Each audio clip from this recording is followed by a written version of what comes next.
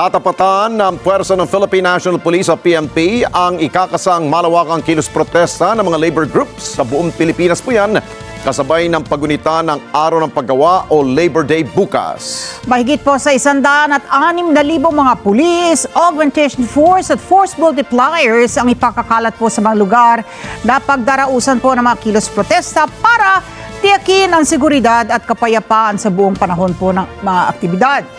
At kasabay ng pagsasailalim sa full alert status ng pambansang pulisya, asahan na mas pinigting pa ang police visibility sa iba't ibang panig ng bansa. Kunin natin ang live report mula kay Vic Suminta. Vic. Alex, maigpit na imomonitor at babantayan ng Philippine National Police o PNP ang isasagawang pagdiriwang bukas ng Labor Day para mapanatili ang kapayapaan sa iba't ibang panig ng bansa, partikular na sa Metro Manila. Nakaalerto na ang buong puwersa ng Philippine National Police o PNP kaugnay ng mga isasagawang kilos protesta sa pagdiriwang ng Labor Day bukas May 1. Ayon kay PNP spokesperson, Police Brigadier General Randolph Tuanyo, kabuuang 106,633 PNP personnel kasama ang augmentation force at force multiplier ang magbabantay sa seguridad ng Labor Day celebration. Pero napagpasyahan po ng ating Chief PNP na si General Tates na lahat na po ng unit cancel na po ang all leaves para po makita na kung kinakailangan lang na deployment ay nandiyan lang po, madali po tayo mag-deploy. Sinabi ni General Randolph Tuanyo na nanatiling walang threat o banta sa seguridad, subalit hindi nagpapakampante ang pambansang pulisya para mapanatili ang kapayapaan sa iba't ibang panig ng bansa. Ayon kay Tuanyo, mayroong 3 grupo ang nag-apply ng permit sa local government units sa National Capital Region o NCR na magsasagawa ng rally sa Labor Day. Inihayag ni Tuanyo, wala pang feedback ang LGUs kung binigyan ng permit ang mga grupong magsasagawa ng kilos protesta sa Labor Day celebration. Kabilang sa mga lugar na pagdarausan ng kilos protesta ay ang US Embassy sa lungsod ng Maynila, UP Diliman, Welcome Rotonda at DSWD Central Office sa Quezon City. Bahagi na po ng trabaho ng Philippine National Police na ipagpatuloy po ang monitoring sa mga nasabing bagay o inspection. Batay sa patakaran ng PNP, kapag nasa full alert status ang pambansang pulisya, kansilado ang leave ng lahat ng personnel, magpapatupad ng maximum deployment para sa enhanced police visibility at mandatory coordination sa lahat ng ahensya ng gobyerno. Alex, mahigpit na ipapatupad din ng Philippine National Police ang no permit, no rally policy. Ganon din ang tinatawag na maximum tolerance sa lahat ng magsasagawa ng kilos protesta sa Araw ng Paggawa bukas. Balik sa inyo, Alex. Okay, Vic, bilang mga matagal ng reporter tayo, Vic, no, alam natin, taon-taon may Labor Day. Pero ano ang bagong approach ngayon ng pambansang pulisya? Partikular sa gagawin nilang seguridad. Lalo't alam natin, Vic, na magkaibang sitwasyon ngayon. Meron tayong krisis sa enerhiya, sa langis.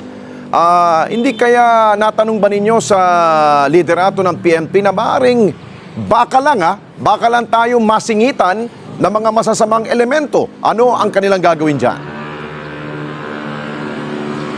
Alex, dahil meron ng karanasan, naalala mo yung nakaraang mga kilos protesta na na-infiltrate ito ng mga radikal na kung saan nagkaroon ng batuhan doon sa area ng Mindiola. Ngayon pa lamang ay sinasabi ng PNP na mahigpit nila itong babantayan, kaya no permit, no rally policy, pero maximum tolerance. Pero sa sandali na magkaroon ng kaguluhan ay gagamitin ng PNP ang reasonable force para arestuhin ang manggugulo sa anumang kilos protesta sa araw ng bukas. Ayun, mabuti na banggit mo, Vic, no, yung reasonable force, tapos meron pa silang tinatawag na, ano yung madalas na binabanggit? Yung kanilang tolerance, di ba? Maximum tolerance, ika nga, sabi ng maximum tolerance. Oh, yun. Pero ang tanong ko sa Vic, kapag mga rally kasi, batid natin to, di ba? Ang mga pulis na humaharap sa mga protesters, wala itong dala mga armas. Mga batuta lang to at kalasag. paano yan kung ang mga katapat nila, may dalang armas? Paano yan, Vic? Basta yung crowd control units ng PNP ay nakahanda dito, Alex. Kaya ang sinasabi nga nila, doon lamang sa mga lugar kung saan sila pwedeng payagan.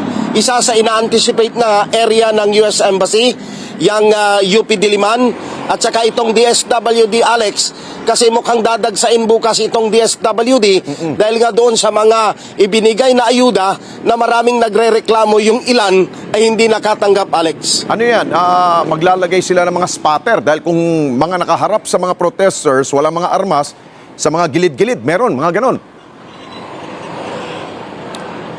Meron na, Alex, kasi maliban sa PNP, yung NCR Command ng Armed Forces of the Philippines ay naka-standby din. Kung sakasakali magkaroon ng kaguluhan, ay hindi papayagan ng puwersa ng pamahalaan magkasanib ang puwersa ng NCRCOM dahil ang particular na tinututukan, Alex, National Capital Region.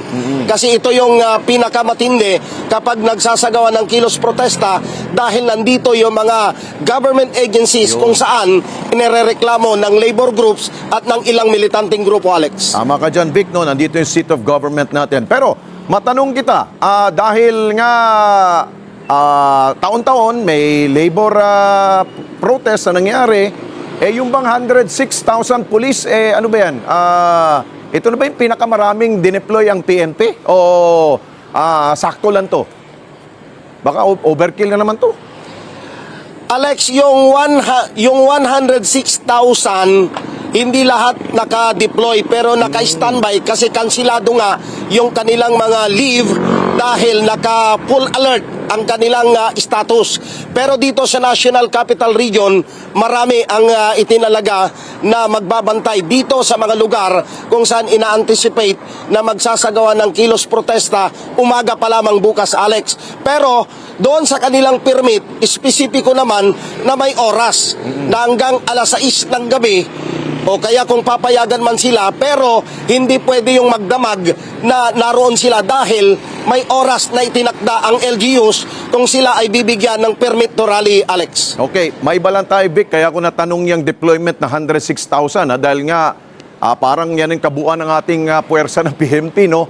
Baka mamaya, kaya ko natanong yan, dahil nga, di ba, may mga broad daylight na mga patayan dito sa Metro Manila, baka nakatutok lang sila sa protest rally. Tapos yung mga duty talaga nila magbabantay sa seguridad ng ating mga kababayan, hindi nila pinapansin. Iba, naalala mo, may binaril dito sa Timog, Quezon City.